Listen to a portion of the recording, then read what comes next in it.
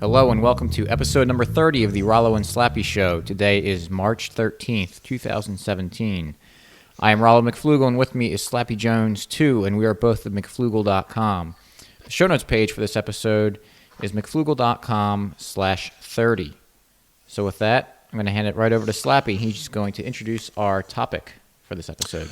Thanks, Rollo, and thank you, everyone, for joining us again today. Today, let's get right into it. We're going to talk about the media and how they portray things and report things, and can you trust them? And I think probably if you're already a libertarian listening to this, the answer may be obvious, but I know from my own experience, when something gets reported in the news, I don't always take it seriously, especially if I only read the headline, which I think most of us are, I'd say, guilty of it, but you can't avoid seeing headlines. You just see them. You don't have to read everything in the newspaper. So, sometimes you read some headlines and you make your opinion on the story based on a headline without actually reading the article, one. And two, sometimes if you read the article, you're still misinformed. Happens a lot. I have a deep we'll say, distrust of the media. And, of course, coworkers, friends will sometimes laugh at me and call me the tinfoil hat and everything's a conspiracy. But I think, first of all, I don't think I'm very conspiracy theory type. Is that the right word? Conspiratorial? I don't know. But anyway, let me pass it over to Rollo. I think we can provide some evidence, and we just ask you to look deeper at the stories you see in the news.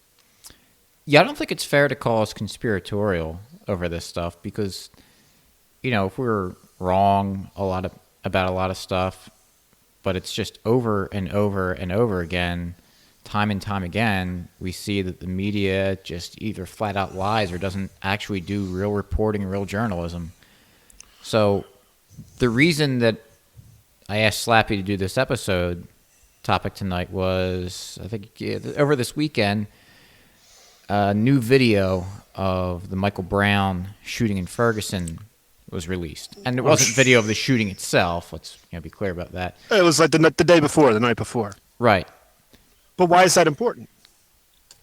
Sure. So this video is the night before where he goes into the convenience store and he apparently hands a couple of the clerks a bag of weed, and they had him a bag of cigarellos, and he takes it, and then for whatever reason he hands it back to him, seemingly to have them hold it for him because he goes there the next day, and this is the video that we've all seen, months and months ago where he's standing in the store, takes the cigarellos, and then has the confrontation. So what it seems like from, if we can add the two videos together, is that he had a deal with some of the employees at this convenience store that he would trade them marijuana for the cigarellos.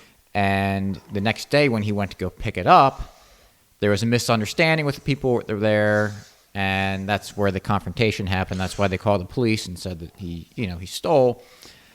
And then, whatever happened with Officer Wilson is what happened. So, well, one thing, let me stop you real quick because I think everyone should go watch this video. Yeah, we'll link. It'll be linked on the show notes page.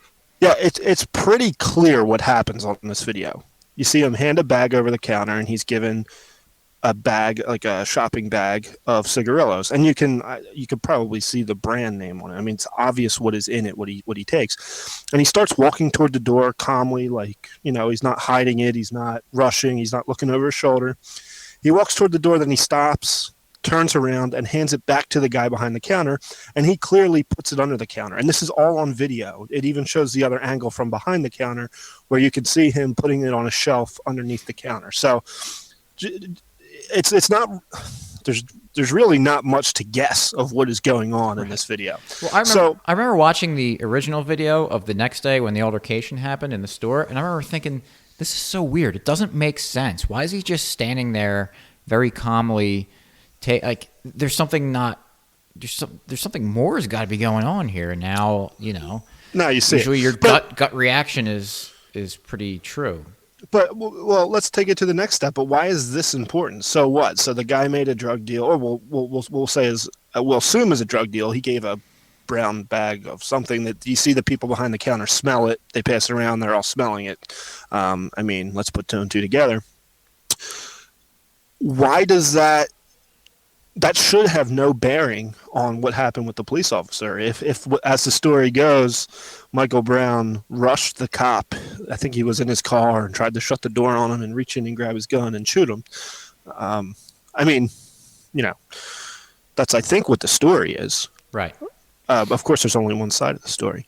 But why would the night before and this have any bearing on that whatsoever? Well, they're trying to paint a picture, and they're trying to engineer the public's reaction to it, because if the outcome of what happens is that the police officer shoots Michael Brown, we don't know exactly what happened. I don't necessarily trust the police, so I don't believe their story of what happened. But if it turns out that if they can say that Michael Brown was a criminal and a thief and he just robbed this store and he was a violent thug on the loose, then it makes what happened, that he got shot and killed, much more palatable for people to believe in. It's like Eric Garner. Is it people rationalized him getting choked out by the police was, well, he was a criminal. He was doing something illegal. So it's not his first time breaking the law. And that's the funny thing with that story is most people I talk to about it, even when I would mention that it's a cigarette, I mean, and sometimes they just hang on to the law, and then you can bring up other examples of bad laws. They would always eventually come back to, yeah, he was probably a bad guy anyway. I mean, right. So it's nice to paint that bad picture of the guy, like this guy's on welfare, this guy, has 10 kids with 6 different women. It's nice to paint them as a bad guy. It makes the end of the story a little easier to take for some people, for many people. Right. And not that they wouldn't twist this around to be like, oh, he's a criminal because he's selling drugs. But, I mean, it's pot. It was a small bag of pot. Who actually cares about that? But it just makes it's just another way to amp it up and paint a bad picture of him. And I don't know if this is important thing to bring up, is that it was the police that withheld this video. I don't know how it eventually got leaked. I don't know if the media had it and they didn't, and they held on to it and didn't report on it. I think there's a documentary coming out, and somehow that guy got a hold of it. Who knows how? Right. Okay. But, so it's kind of awkward for us to say, hey, let's not trust the media here, and then let's bring up a story where the media eventually reported it, but it was the police that withheld it. But it's kind of the same thing. I mean, it's the same principle. It's the same. Yeah. Right. So if the police withheld the video, why did they? Sure, it's because they want to paint it. They have an agenda, and they want to make people think a certain way, and they can get emotions riled up by making it seem like Michael Brown was a thief. And the media does the same thing. So what I immediately thought of today, and this was years ago, I remember MSNBC ran a story about Barack Obama was speaking somewhere, and there were some protests nearby, and they were saying, and there was apparently some people came to the protest armed, and they were saying that it was white racists who were protesting Barack Obama, and they showed a video of one of the protesters, and he had a rifle strapped to his back. And they're talking about how it's white people that hate Obama, and look, they're bringing guns, it's dangerous, it's racist and everything. Well, it turns out that someone got the raw footage of that video, and it was actually a black man carrying the gun. Yeah, but they very conveniently cropped it, and we'll link to this video on the show notes page. They very conveniently cropped the video so you didn't see the color of the skin of the guy holding the gun. And this was, I don't know, at least, I don't know how long ago that was. I think it was his first term, so it was probably like 6 years ago or so. Yeah, I remember that. That was a while ago. But yeah, we should link that. It's funny. So slimy. And then we look at all the stuff that's going on today, and we see all these terrible stories, and it's just so exaggerated. I was listening to the Scott Horton show today, about all the Trump-Russia stuff, and that dossier that got sent out, and there's this article or this news flash that came out and said, oh, actually, some of the dossier story is true. And all it was that two of the Russians mentioned in the dossier had actually spoken to each other. And that was them saying, like, oh, and it's like so pathetic. Yeah. That His there's name this, is Donald Trump, so part of it is true. Yeah. But there's this like slight grain of truth with something that they can, jump on, and it's completely misleading. And then we were talking about this the other night, because as we mentioned a lot of times, Slappy and I are both Catholic, so what's going on in the church and with the Pope has some interest to us. And there's so many headlines, and we've talked, and I don't know if we talked about it, but I've written a lot about the Pope. Mm-hmm. I'm not the biggest fan of him. As far as his views on political issues. His definition of capitalism is a little off. Yeah, a little bit. Yeah. But there's been all sorts of things where he's very well liked among the media and in general.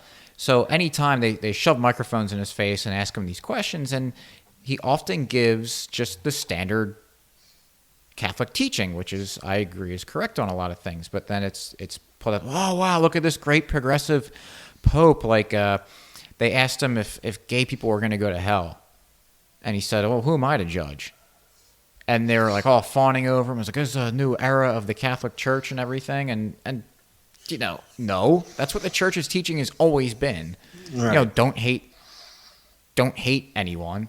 And then more recently, I remember seeing the headline, I think you saw it too, was that the Pope says Pope is open to contraception, or using artificial contraception is okay. And I saw that headline. And yeah, that was the headline, by the way, because I was like, wow, that's a change from the Pope. Let's check this out. So that's one I actually did read. And I don't like the Pope, but even I was like, whoa, this is pretty out there. So I clicked it, and it was, what was it? It was the Zika virus in Brazil. Right, so they... the question was something like, should contraception be used to prevent the spread of the Zika virus, or is dying from Zika worse than using contraception? Yeah, it was something even a dumber question than that. Yeah, it was completely absurd, and I know you probably think we're exaggerating here, but we're not. But they asked him something like, what's worse, to... yeah. I wish I knew exactly what it was. I'm completely blanking on it. Like, is it better to spread diseases, to ever have sex with as many people as you can to spread 1 million diseases, or use contraception? Right. And he was like, well, use contraception, I guess. I mean, you don't want to give people diseases. And that's like a really obvious answer. And then, of course, they twist that into, oh, the Pope's open to, contraception. There's been other... other cases. There's been several of them with the Pope over the last couple of years. And I know I do this all the time, and Slappy already mentioned it in the intro. I read headlines, and I take it for what it is sometimes. But, you got to be careful, because so many times you read the headline, especially when it seems something that's sensational, and you're probably going to be misled because they want to grab you with the headline and pull you in, and maybe not even... have you read the headline. They know that people do that. They just I go on Google News throughout the day, see what's going on. I read a headline. Oh, that's what's going on. So the reason why Slappy and I would catch something with the Pope and the Catholic Church is because we have, not that we're experts on the church or theology or anything, but we know a little bit more than the average person because we're actually practicing Catholics. So we can look at that and parse through it a little bit easier than the average non-Catholic. Naturally, I'm not patting myself on the back for this. So it goes for everything. I mean, I'm sure there's been a million articles on things that I'm not that familiar with, and I read the headline or even read the article, and since I don't have the intimate knowledge or understanding of the details that someone else would, that I just take it for what it is, because I think people are naturally trustworthy of people in authority, and the person writing a story who gets published by this major media outlet is in a position of authority, whether you like it or not, and so people just trust it. And it's just to kind of go to another story. It's just the whole thing with the alt-right, and this guy Richard Spencer, I guess, considers himself alt-right. I think he even says he invented the term or something. I don't know the history of the alt-right term. I don't know the history of Richard Spencer. But I find it hard to believe that most of these people are truly racist. And I think, you know, I think maybe you could say what Richard Spencer is. Like I said, I don't know what everything about. I don't know much about him at all, other than that everyone says he's a white nationalist, so I'll assume he's a white nationalist. But the media finds this guy, calls himself alt-right, and they latch onto him. And that's why the whole thing with Jeffrey Tucker at that libertarian convention, I think it was in Washington, D.C., where he threw Richard Spencer out. Or at least got in a confrontation with him, and the hotel threw him out. But that needs to be done because I'm sure the media was there. And all the media needs to do is latch on to Richard Spencer to say libertarians are white nationalists. Right. Look, he's at their convention. He's there. He's speaking. And it goes without saying, regardless of whether Richard Spencer is an actual, racist or not, he's not a good dude. He's absolute poison. I think that's clear. Yeah. So just because someone doesn't have to be a racist for you to say that, hey, I don't think this is a good person. I don't agree with. I think a lot of leftists out there who they don't want to hurt minorities and black people by their policy. So it's kind of unfair to call them racist because they're just don't understand what they're actually doing. Misguided. I mean, right. I don't know what the right term for them is. I think if you are a smart person and you read this and you know what you're doing and you still are a leftist, we can call them bad people. Right. But the majority of them don't. Right. And so it's and I think it's become clear for at least people not sympathetic with the left since Trump's been president and been elected that, the media just goes out and just absolutely lies and just twists everything. And if they do have any sort of grain of truth in what they're saying, it's completely misleading. And it's absolutely intentional. I mean, because you look past you peel the first layer of the onion back and you see how ridiculous what they're saying is. And it's like, oh, well, how would you actually report that? That's absurd. Yeah, I mean, it kind of seems like Trump is a continuation of Obama on a lot of major issues. Mm-hmm. But you wouldn't know that by reading the mainstream news or just the news, period. Right. I saw people commenting on Yemen, and someone was writing, without Trump, there is no problem in Yemen. I mean, that's like, I'm not kidding. And so this was going on, and obviously the news wasn't reporting it, or maybe they put it on the 6th, 7th page, a little small headline on the side. But then when Trump gets in, boom, we're in Yemen and a U.S. soldier died because I think it was Slate that literally ran an article before Trump was inaugurated, blaming him for bombings that were going on, and saying these are your bombs. They did, yeah. And another, how many people did Obama deport? I see people just talking all the time. I hear it in the office at work. I see it online. And now most of these are commenters and not necessarily the mainstream media or just the media, period. But Obama deported more people than any other president. Nobody knows this. Like over 3 million people. And they're not saying that the way Trump is doing, well, they are saying the way Trump is doing it, but they're not saying like there is a good way to deport. They're saying the actual act of deportation is wrong, which, okay, I can listen to that. Yeah, but I agree. Yeah, but then don't be a fraud. Stop wishing for Obama, the guy deported more people than anyone else. Exactly. Dropped 26,000 bombs on these countries that Trump put the travel ban on. Yes, if you follow us at all, that our opinion on immigration, I don't think it's good to ban them from coming. Just a straight, plain ban on everyone who comes in from certain countries. But it's a lot worse to bomb them. Not that Trump isn't bombing them too, but look, Obama was doing it every day at war in his entire presidency. So let's if you're just reading the media narrative, you're not getting that. Exactly. And this goes without saying again, we're not defending Donald Trump at all. that's one of the reasons I was trying to be clear to say this is a continuation of Obama here. I mean, there's nothing about Trump that I like. We're defending the truth, and if they're lying about Donald Trump, just like if someone made a lie about Obama, we advocate for what the truth is. And I'm going to repeat Scott Horton again from the same episode. The danger of this is that if you keep telling all these lies about Donald Trump, it's the classic "the boy who cried wolf" story. Is that people are just they're gonna catch on. It's like, all right, everything the media says about Donald Trump is a lie. And so when Donald Trump actually starts doing really bad stuff, and not that he's not doing it already, but when the media starts actually reporting on the things that he's actually doing are bad, no one's going to believe him, or at least people who the people in the middle already, who are right. You know. And so it's just going to fall on deaf ears, and it's going to be no one's fault but the media peddling the lies. Which is the funny thing, because all you have to do is report the truth. I know he's doing enough. That was during the campaign and before he was elected. Why it was so frustrating because people would just make up either make up lies or complain about stupid, inconsequential stuff about Donald Trump. And I remember saying to people, being like, "What's the matter with you? Why are you talking about this stuff?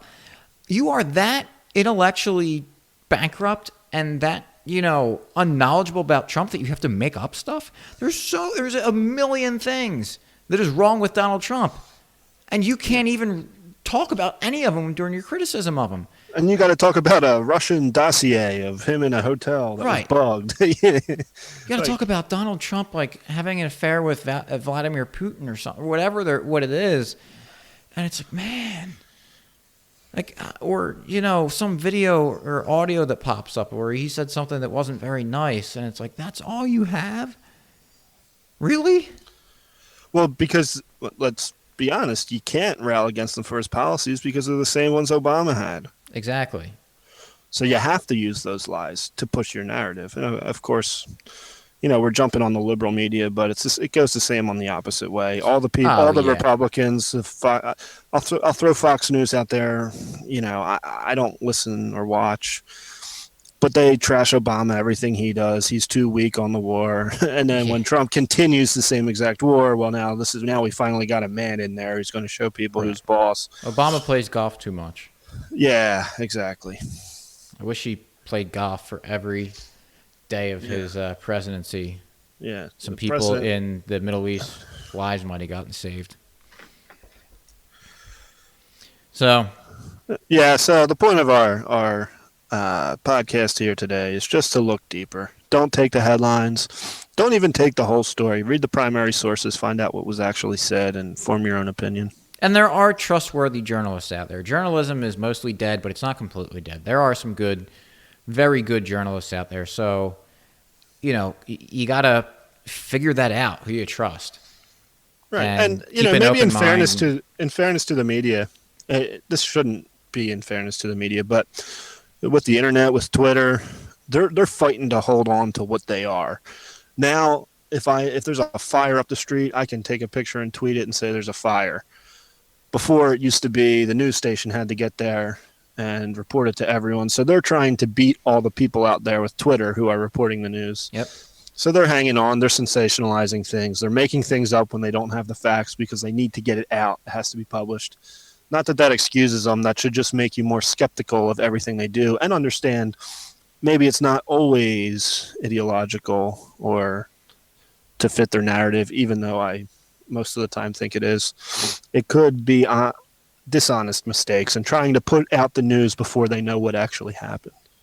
Yeah, I think it's a combination of a lot of stuff. Mm-hmm. None of it's really that excusable. No, none of it's excusable. That's not my point. Is right. To say it's excusable. Yeah, I was just reiterating. Yes, definitely. Thank you. So, let's end with our market success story. Do you have anything before we do that? Let's talk about the McFlugel project that Rollo's going on this week. Oh yeah, forgot about it. Yeah, how about that? So Rollo and all of us over the last couple of years have heard a lot about Sweden. It went from being this utopian place where everything's free and everyone's happy. Now people are saying, well, it's getting overrun by Muslims and they're just killing people and fighting all the time and there's no-go zones and it's trouble. So we're talking about how we can't trust the media. Rollo decided to take it upon himself to go there. Yes. So tell everyone about your trip. So I'm headed to Stockholm, Sweden this week. Just visiting the city, doing on the street reporting. On the street reporting. He's going to be there first person. We're going to get the real scoop. I'm going to wear one of those hats with the little like white piece of paper coming out the top and stuff, and walk around with a notepad. And so really what I think is that I have a feeling that, Slappy and I are from outside of the Philadelphia area, and Philadelphia is, especially over the last 10 years or so, it's a very nice city. But there are pockets of it, certain neighborhoods that you just don't go to because you're going to get robbed and bad stuff happens. Or we'll say the risk is greater. Right. So my kind of hypothesis is that that's kind of what's happening in Sweden and Stockholm, that I don't think going into Stockholm proper, it's going to be overrun by like crime and waves of horribleness and everything. I think if you go to certain neighborhoods where you don't really have any business to be other than looking for trouble, I think you're going to be generally okay. And I can't promise I'm going to go to these bad areas because I know what it's like in these bad areas in Philly, and I'm not going to do that to myself in another country. But I'm just going to observe and talk to people, whomever I can talk to. Maybe shoot some. If someone wants to have an interview on video, I'll do that. But just really keep an eye out and try to get a feel for what the attitude is there, what their opinion is. Trump had that statement a couple weeks ago about, you see what happened over in Sweden. I'm sure they know about it over there. I'd love to know what their opinion is from hearing from real people on the streets, and as many as you can talk to. So this will be really cool. Yeah, and of course the one significant snowstorm we get all year is happening tonight. My flight was tomorrow, so the flight already got canceled. Did it really? Yeah. Right after I was talking to someone at work, it's like, you think your flight's going to go? I said, it's still going. It's still on. They leave my office, and I get a text that says, your flight's been canceled. Man. So it's been shifted 24 hours. Okay. So I'll get there Thursday mid-afternoon, come back Sunday.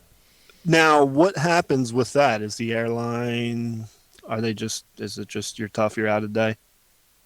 No, I called them up and asked for the next available flight, and they booked it, and I got the notification, and I'm set to go. So I could have gotten a refund for it, but I still wanted to go on the trip, and I'll just not go to work tomorrow. I'll still use the vacation day. Still stick to that day. Yeah. Also, I don't feel like trying to drive through however much snow we get, because it's supposed to be kind of a doozy of a storm. Yeah, it's supposed to be pretty bad starting tonight. Yep. So anyway, do you have a free market story? I do, but cut me off if I've already used this one before. But with the snow coming, I live in a cul-de-sac kind of in the middle of nowhere, and so we don't. They plow the streets, and plow the street that's the main road next to mine, but they don't really plow my cul-de-sac, and they certainly don't plow the driveways. But there's five properties in the cul-de-sac where I live, and one of my neighbors, every snowstorm, he's got a nice big John Deere tractor. What a surprise! Rollo was talking about tractors. And he just goes, every time there's a snowstorm, he goes through the cul-de-sac and plows everyone's driveway with his tractor. He's got a front-end loader on the front and a plow on the back, and doesn't ask for money. I gave him a case of beer last year for doing the plow in that blizzard we got, and he refused it at first. And with my recent purchase of a tractor, I can't help this time around, but I will be buying a plow soon, and once I get the plow, I'll help him out. And why am I doing it? Well, one, because it's fun to drive a tractor around, and two, it's just it's nice to be a good neighbor. And my neighbor, I don't know that I would have done that if my neighbor hadn't set the example for me and done it for me. Yeah, that was actually if you were gonna put me on the spot and give me an opinion or a story, because I that was gonna be mine. The snow brings out. It's funny. Brings out a lot of good in people, at least in my experience. I grew up in the Northeast, so did Rollo. We get a lot of snow. Some winters, other winters not as much. But every time it does snow, excuse me, everybody helps each other out. If there's an old lady who can't shovel, people go over and do that. Now we have fancy snow blowers around, and it's makes it a lot easier. But nobody asks for money. Although if they did, I'd certainly pay someone to shovel my walk if I couldn't do it. Right. But there's a couple years ago, my dad and my uncle, they live, like 2 blocks away from each other, and they went in on a snowblower together. And every time it would snow, whoever had the snowblower at their house, they, do their house, and then just as they were walking the snowblower to the other house, would just get everyone's sidewalk as they were walking over, and then they would fight over who got to blow the snow at the other person's house, and because they had kind of a little bit of fun doing it, and then after they were done, their houses, they'd still just go around the neighborhood and get people's sidewalks.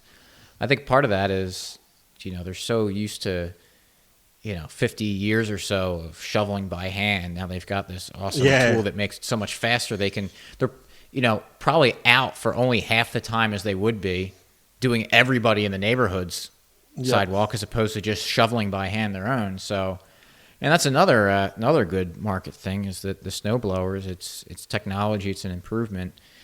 It makes you so much more productive. And once I get my plow attached, I can't imagine like my neighbor coming around and plowing my driveway is such a lifesaver for me because I've got a long driveway. It would be, especially last year in that blizzard, and if we got another foot tomorrow, it could doing be brutal. that by hand, oh man. That's a lot. But it's just interesting that just about every driveway, every sidewalk is shoveled. Nobody has to direct it. Nobody has to. It actually might be a law. I have no idea. I think it is after a certain amount of time. But it doesn't need to be a law. But that's my point. Go around tomorrow and ask people what the law is on shoveling your walk and see how many people know it, are aware of it, or have any idea it exists. Right. It's not many because people aren't out there constantly talking about, well, it's the law. We have to get it up. We have to get it up. People just do it because it's what you're supposed to do, and they help. And I can't be a law to have your driveway cleared. Right. Of course, you can't really move your car without it, so people do it. But people also can't drive to work without a road, so, But I think somehow we would get it done. That said, too, we should have had this episode be about how the market handles clearing snow, but if you're driving around tomorrow after a snowstorm, all of the businesses' parking lots are usually clear, whereas you're rolling the dice if the roads that the government handles are clear. And then also, they run out of their budget for like salt and snow clearing. And they also all the time. Like they do such a bad job of managing it, but private businesses seem to do okay. And they've got parking lots they're clearing. They're not obligated to do it, but hey, they don't get business if their parking lots aren't clear. So. Right. And the other now, this may be unavoidable at least now, but there certainly hasn't been much innovation. Philadelphia is a really old city, and so the streets are very narrow and the houses are close in a lot of sections. And you'll spend hours digging out your car, and here comes the plow. Yeah.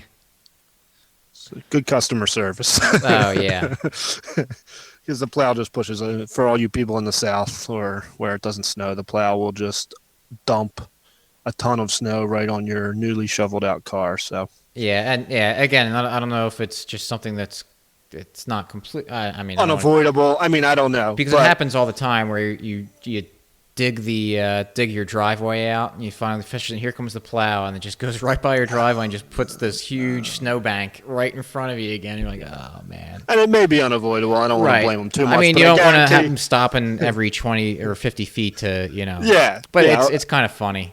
Maybe a bad example, but it's still funny to me. Yeah, and who knows? Maybe the market, since there's a customer feedback, they'd figure out a way to make that not happen as much. Who knows? But you're right. It is pretty funny. Yeah. Not at the time. Not at the Not time. as it's happening to you. Not as you watch it coming down the street and you know what's happening and you just watch it. Just get a huge pile of snow for finished shoveling. It's unavoidable. Yep. So. But anyway, have a nice trip to Stockholm. Thank you. I'm sure follow me on Twitter at Rollo McFlugel. I'm sure I'll have some snappy quips while I'm out in Sweden. So it'll be a fun trip, though. I'm looking forward to it if I ever make it out there. Yeah. So with that, show notes page for this episode is mcflugel.com/30. You'll find ways to subscribe to the podcast on Stitcher and iTunes, as well as on YouTube. Also follow us on Twitter and like us on Facebook, and check out subscribing to our email list. We're going to be starting to do some more on that, but in the meantime, you'll at least just be able to get updated on all of our posts. So appreciate you listening for tonight. Kind of a longer episode. I thought this was going to be short, but we had some potpourri at the end to talk about that kind of double the length. But that's good. Hopefully you've stuck around. Enjoy it. So and share it with your friends. Share it on Facebook. If you have someone you've been talking to who's kind of on the edge, thinking about being a libertarian, not really sure, send them our way. Have them ask us questions. We'll be happy to answer anything. Yep. If plowing the streets doesn't turn you into a libertarian, what will? What will? So, thanks for listening, and we'll catch you next week. Have a good one. Peace.